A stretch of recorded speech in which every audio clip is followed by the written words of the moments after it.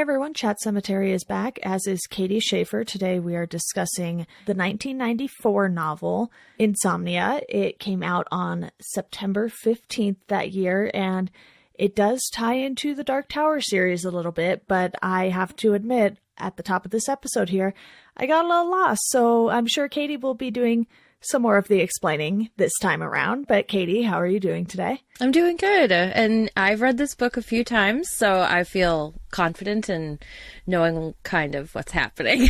Do you find his books are easier to understand once you've had a chance to read it, spend some time with it, reread it, and sort of just make your way through at least a second or third time to pick up details maybe you didn't pick up your first read through? Yes. Definitely, especially something like this where the plot that's happening is really complicated. You know, it's like some of his stuff you can just, like Christine, no, not a whole lot there. But this one, yeah, I think I read it initially like a decade ago, but I remembered a lot of it. And I think I read it twice then. So a lot of this book was like, oh yeah, I remember this happening. And then anticipating, I think I know the ending, you know, that type of scenario. It's funny that you brought up Christine, because King does have a lot of books like that where it's just evil thing comes to town. And so you have the evil car, Christine, you have Cujo, the evil dog with rabies and goes crazy. And then you have, you know, Pennywise, the evil clown. And while I will admit that it is a much more complicated book than Cujo or Christine, there's a simplicity in the plot. Exactly. Like you said, evil thing comes to town. And then there's lots of things built up around that. But this book really goes and shoots for the stars with how much is going on and how closely you have to pay attention to what's going on in order to really get that understanding before the end comes, when he finally explains everything, because it's a slow build. This one is such a slow build. I don't think we really get to the end and like things start really happening until 2/3 of the way through the book or so. In that respect, it felt a little like Tommyknockers as far as how much setup was done, but it was done much better than Tommyknockers, so yeah, it worked out better in the end. And you know, speaking of Pennywise and the It story, this takes place in Derry, so you have that connection. And I'm pretty sure Mike Hanlon comes up as still being the librarian at least 2 or 3 times in this. Yep. He's a small character in the book. Yep. And there's a couple of other things in it that obviously, like the geography, you know, Witcham Street and Kansas Street and all of that are present in the book. And I think they talk about the giant flood in 85, which is the very ending of it.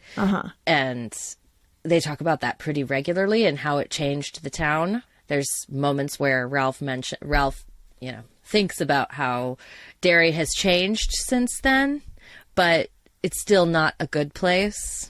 Yeah, it's something that has affected the town in such a negative way that it kind of not necessarily became a dump, but you could tell that there just isn't really a good vibe with this town at all. And to dive into the main story here a little bit, Ralph Roberts is our main character who suffers from insomnia after his wife dies, which I think is something that King took as a normal response to this trauma that has happened, but he twisted it in a way to bring these fantasy elements into it.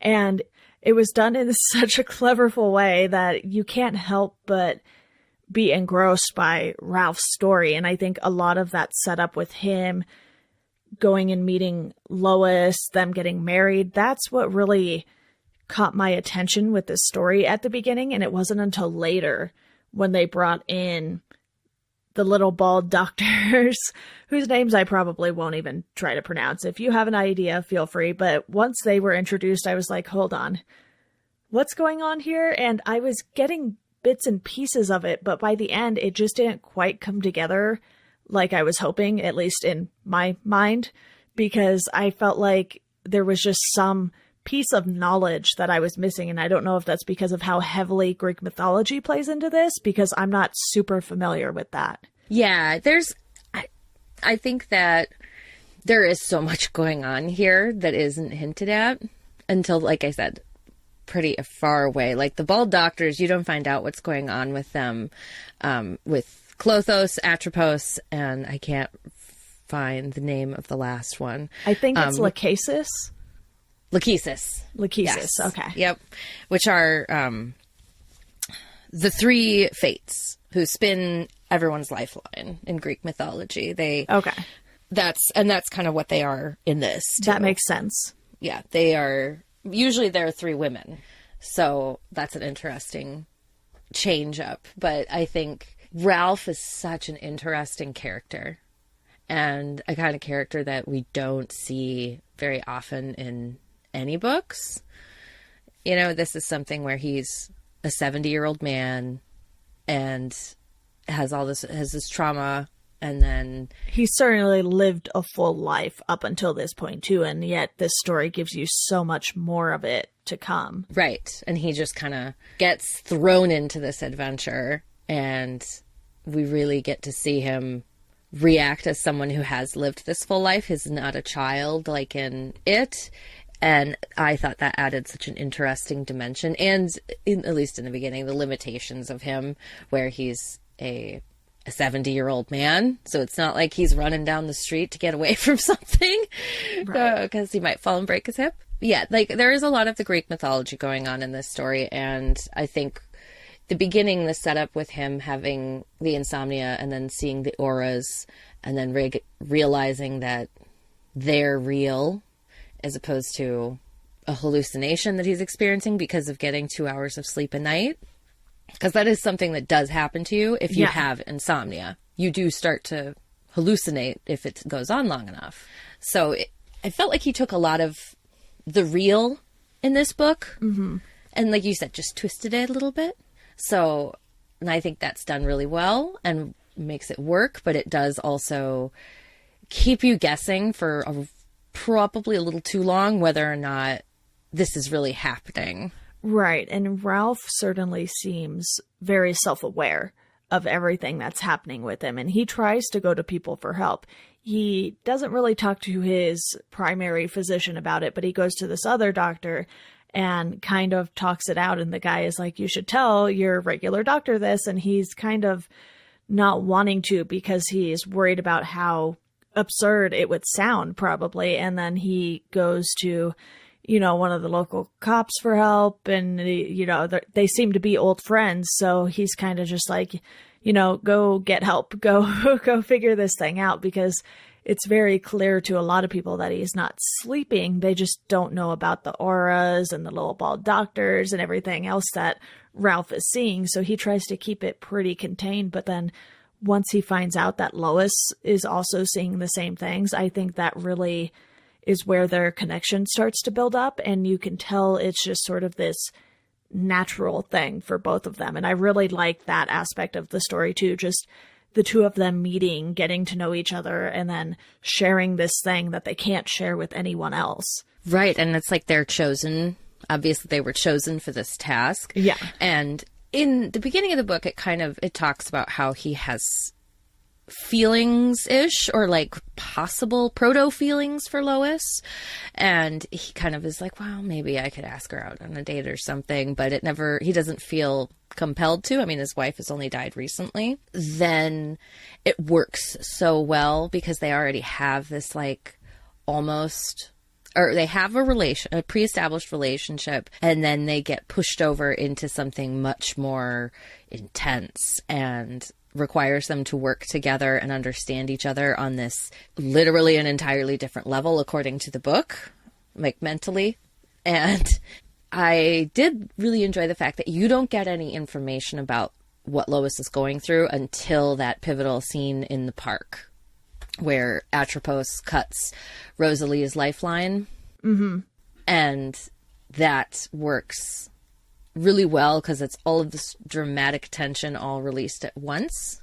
Yeah, and it's safe to say that Ralph and Lois both think that these fates are sort of the villains of the story. And really, in the end, it's Atropos who shines through as the one causing all of these problems and sort of deciding these things that Ralph and Lois think they shouldn't be able to decide. And that's where the tension, I think, really starts to show in those three characters in particular. Right. I think it's a very interesting twist that, because in Greek mythology, the three fates are like all work together in tandem, and each one's job is equally important to the human life.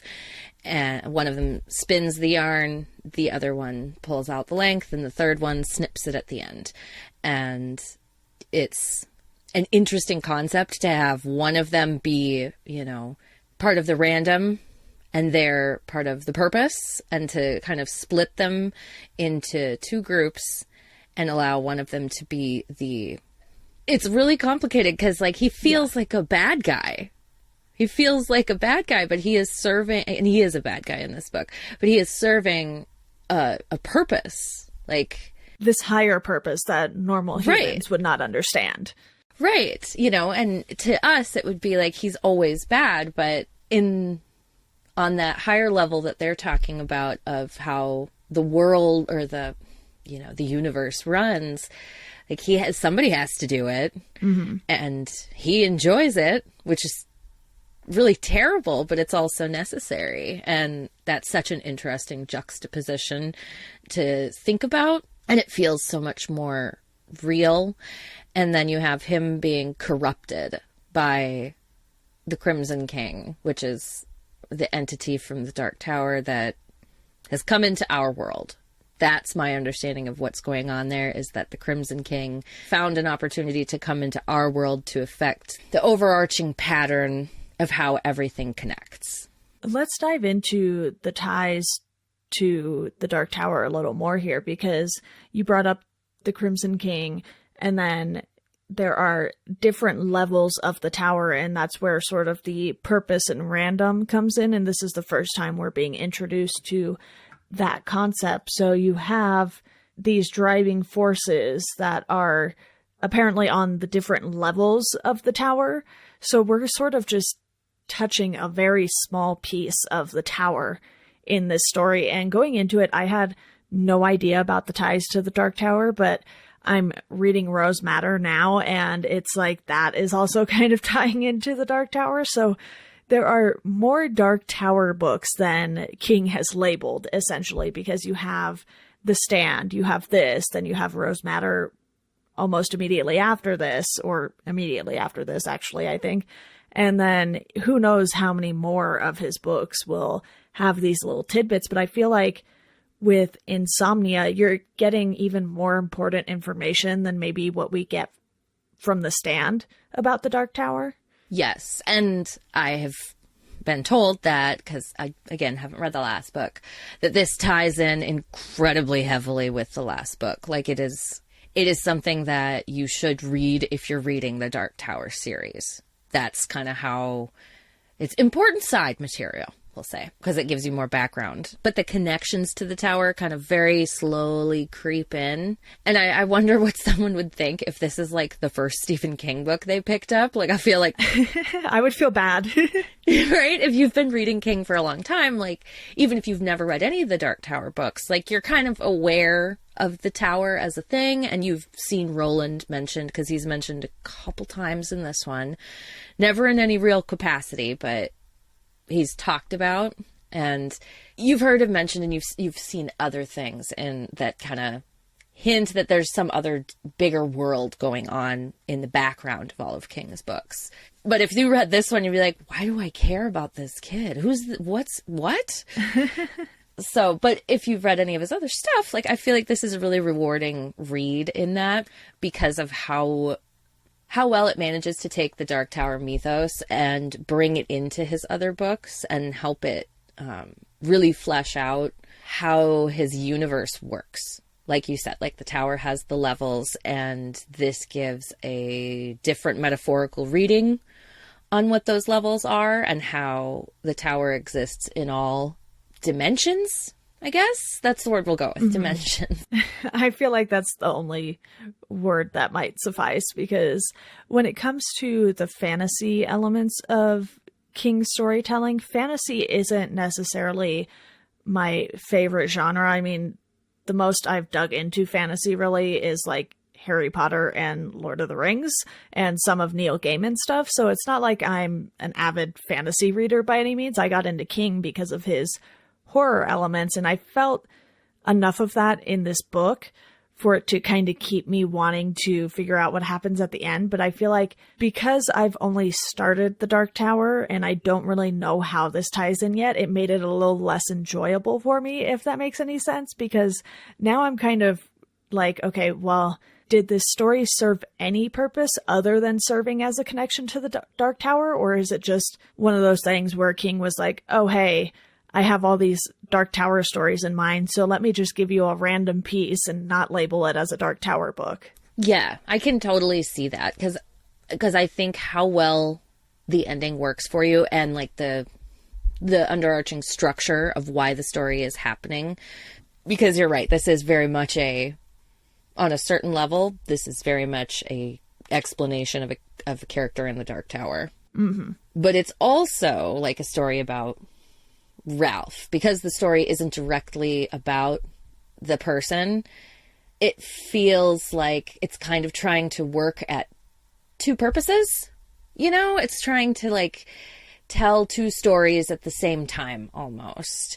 And it's really going to depend on how it works for you, and I liked it, but I do read a lot of fantasy novels. I went through a period of reading a lot of epic fantasy, you know, like big tomes.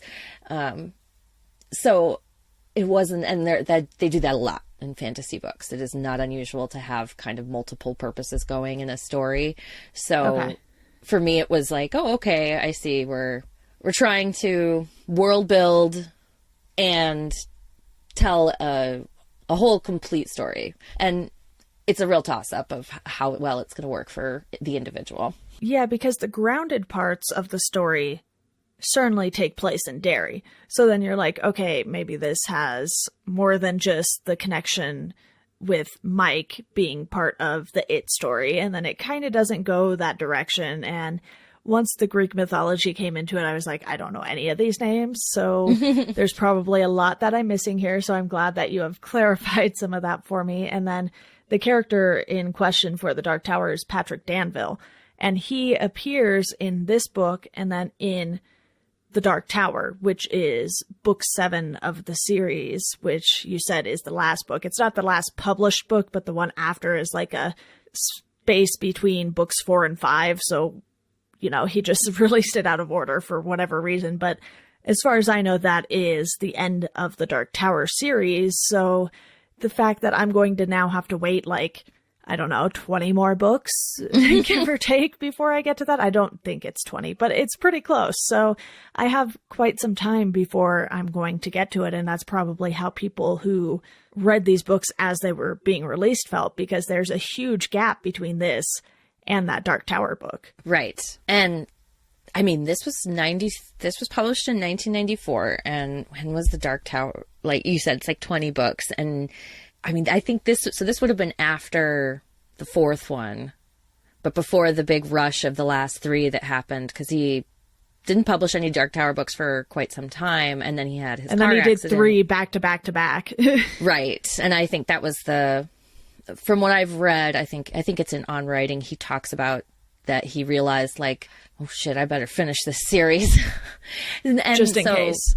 Right. And so there's at least 10 years, if not more, space between this and the last Dark Tower.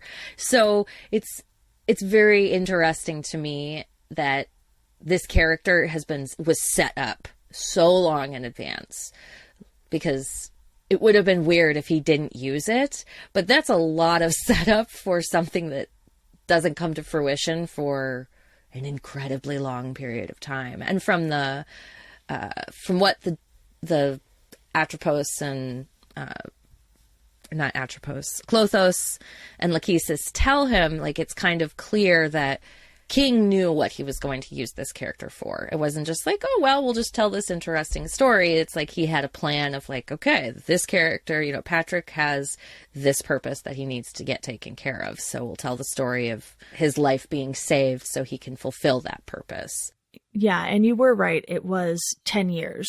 So books 6 and 7 both came out in 2004, and book 5 came out in 2003. So he really just like cranked out the material. And from what I can tell from the Gunslinger book, he knew what story he was going to tell, because in the early books, he kept saying, you know, the story will continue. So obviously he had this idea in his head for years upon years, because the gap between the Gunslinger being released in 82 all the way to the series quote unquote ending in 2004, that's a big gap. That's a lot of years. That is 22 years. And then you have the Wind Through the Keyhole, which came out even later in 2012.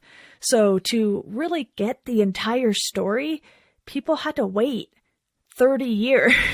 So that's just crazy for a series to drag on that long. And it's because King was putting out so many other things. He didn't want the Dark Tower to be his only thing he was working on. Right. That man's head is obviously just stuffed with ideas that are constantly begging, like demanding to be released. And, you know, with that kind of book, or that kind of series rather, you have to be so careful with what you're doing, because it usually has to come at the right time. It's hard to just force that to come out and have it come out right, especially for someone who's constantly coming up with new ideas and like, oh, well, I really want to write this book now, and then I want to write this book now, and he just didn't get back to it. And I think my guess would be by the time he hit the 4th book, he was like, oh God, this is really complicated. I'll just put it off and keep putting it off and keep putting it off until like, okay, I better finish this because I might die type of situation. And I think that, but he still kind of like gives us little tidbits from this and Rose Matter and it's a few other books later on in the series, or in his collection of writings, as it were. Yeah, I definitely found Ralph and Lois as a team very compelling. And like I mentioned earlier, that's sort of what kept me going with this story, because I was so invested in those two. By the time you had the little bald doctors playing a bigger role in Atropos. So you have this buildup that makes you like these characters. And I think that's something that King does so well, because if I didn't like Ralph and Lois, other than this podcast, I would not have had a ton of incentive to want to finish that book, especially with it being as long as it is. Yeah, I think they're so compelling. They're so interesting. And like I said, they're so different. Like you just don't get to see these kind of people who, and as always, he writes people who are different than him, because obviously he was not 70 when he wrote this book, quite a ways away from it at that point.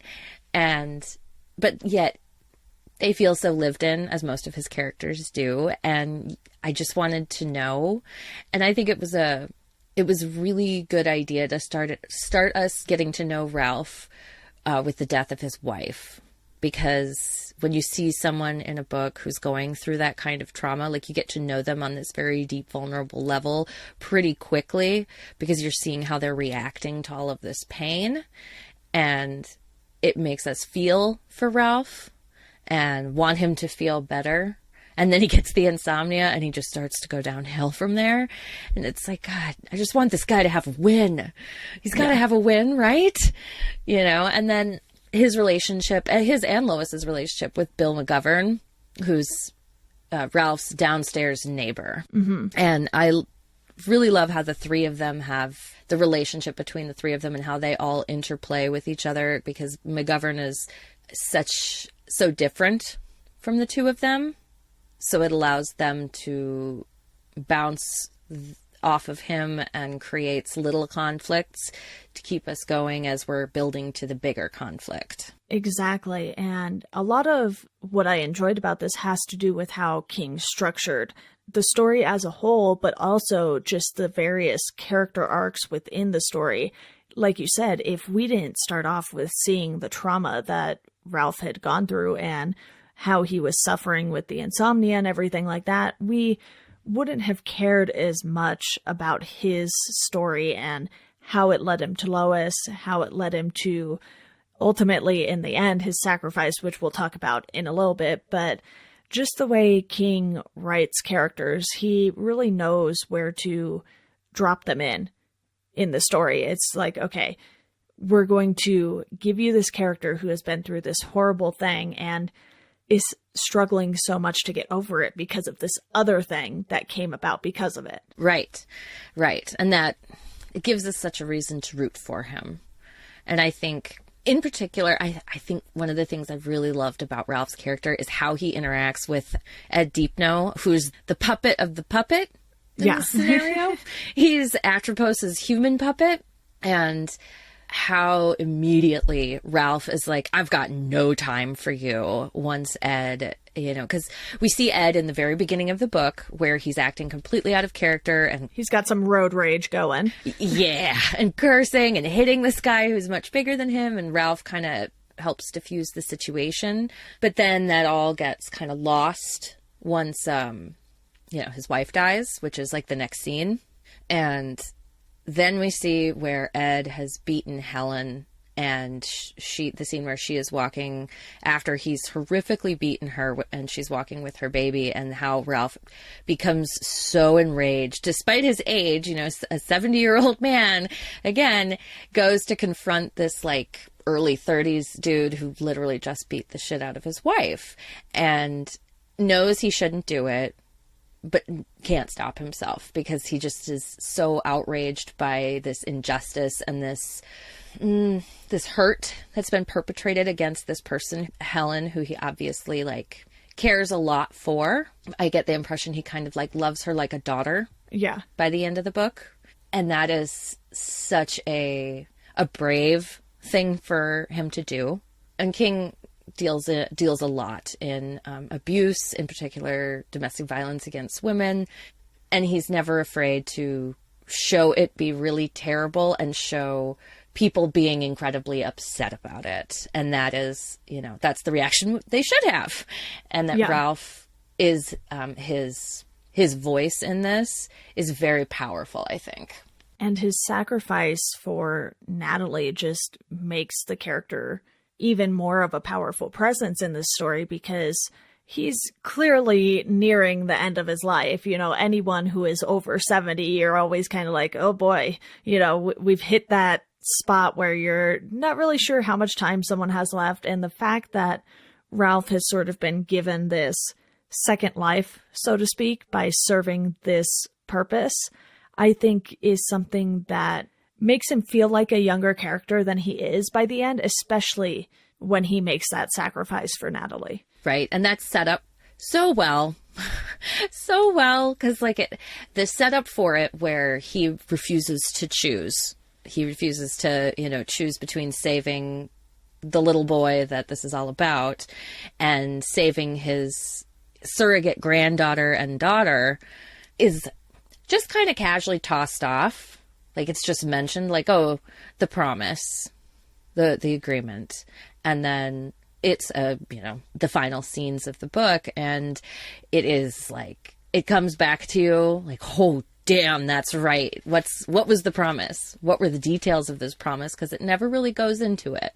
It's, it said that Atropos is going to cause an accident for Natalie, but how they're going to stop that is never mentioned at that time. We don't find that out until the very end. And that it was like even though I've read this book a couple times, there was this dawning realization of what was coming. And it was like, oh, my heart. Because I felt like Ralph sacrificed a lot, man. I feel like he should get more than like 5 or 6 years. You really do feel for his character at the end, and you're still grateful for sort of this time he was able to have, even though, we're just the readers of this story. And I really just like how his character arc went from start to finish. I didn't see any real flaws with that part of the story. And like I said, a lot of the reason I didn't like this as much as you did was because of the elements that I just didn't have enough knowledge about to understand better. And I feel like with fantasy, that's bound to happen, because at least with something like, you know, Harry Potter, a lot of it was just completely made up, witches, wizards, and, you know, obviously there's a lot of lore behind those things. And same goes for Lord of the Rings. I felt like the stories themselves were just a little easier for me to understand. And obviously, one being a kid's series of books, even though plenty of adults like them, and Lord of the Rings being something a little deeper than that. Those are sort of the main two that I am familiar with. And honestly, I have not read all of the Lord of the Rings books, so a lot of what I know comes from the movies, which maybe isn't the best place to get all of my information from. Oh, no, they're very good. I've read the Lord of the Rings series like 7 times in total. I've read The Hobbit. No, the movies. The Hobbit is great, but the Lord of the Rings, the 3, the Fellowship, Two Towers, and Return of the King are really dense, and they're amazing, but they are not for everyone. I'm starting to see a theme of towers here in fantasy novels. Yes. Yes, there's lots of towers in fantasy novels. There's a tower and in castles. Return of the King, too. Yes, lots of castles, lots of keeps. Yeah, I think there is a lot of, I don't know, what's the word? Tropes? That's the word. Tropes in fantasy, like towers that King kind of taps into in this book a little bit. Yeah, if you don't have that pre-knowledge, I think this one is definitely one where he doesn't do a lot of hand-holding. Like, usually in his books, he's a little more, like, explanatory. And in this one, I think he kind of just throws you into it and says, figure it out. It's a little more in the shadows in comparison to a lot of the other things he's written as far as the Dark Tower goes. But it was definitely interesting to kind of think through this after the fact and be like, okay, I kind of see where this went. I think I ended up giving this a 3 out of 5 overall, which isn't horrible. It's just, it wasn't one of my favorite things because I didn't understand it right off the bat. So is there anything else you want to bring up before we go? I did want to talk about Derry just a little bit. And like, okay, what was it like for you going back to Derry? Because I think this is the first book since It that's set in Derry and that we really get a good picture of it.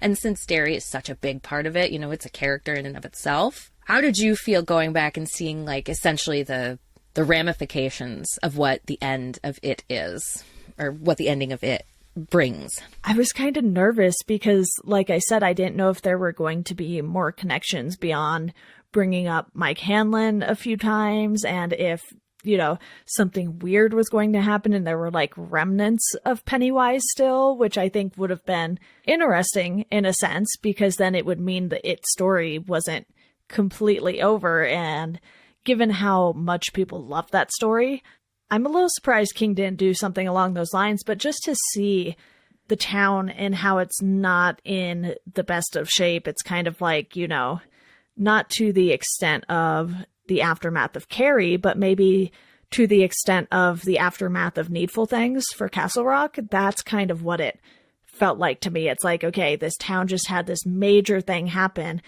and it's going to take a long, long time for it to get back to normal if it ever does. Yes, that's how I felt too.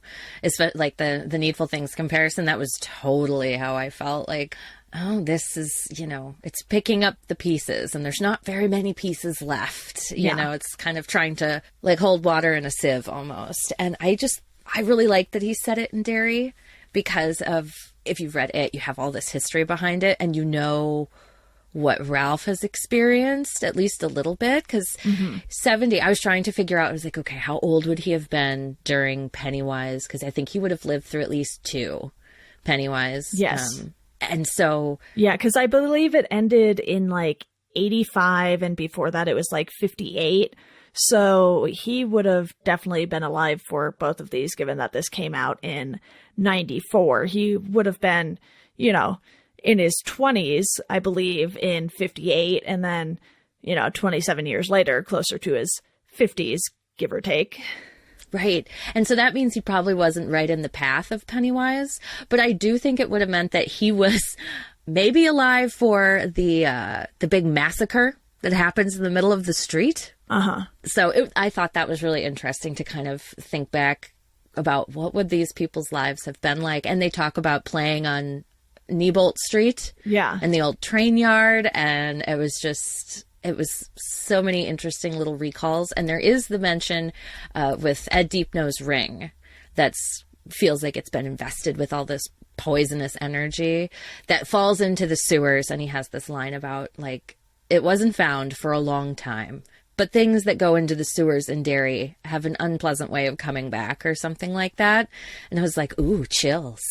Yeah. So, yeah, I thought that was just another layer of interesting background that we get this glimpse of Derry without it, like you said, directly tying into Pennywise. It gives us a good sense of what the town has become like, and you don't need to know or have read it before reading this necessarily just to get the sense that this town has been through a lot.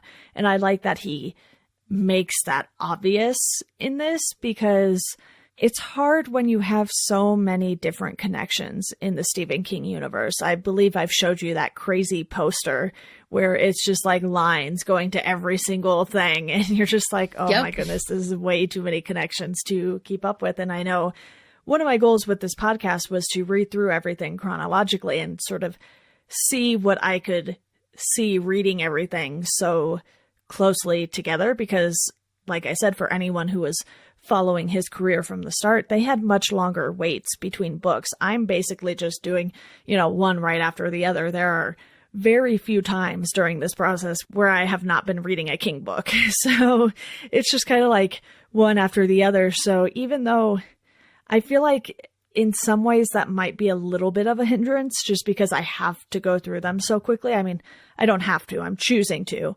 but it's one of those things where it's interesting what I've caught on to and what I've maybe missed with some of the connections. Yeah. It gives you an interesting perspective. And that's something that there probably aren't a whole lot of people who have it, who were living it as it happened. I'm sure there are more than a few people who, new King book is out, I have to read it. Given how much money he's made and how many books he's sold, there's probably multiple people who have done that.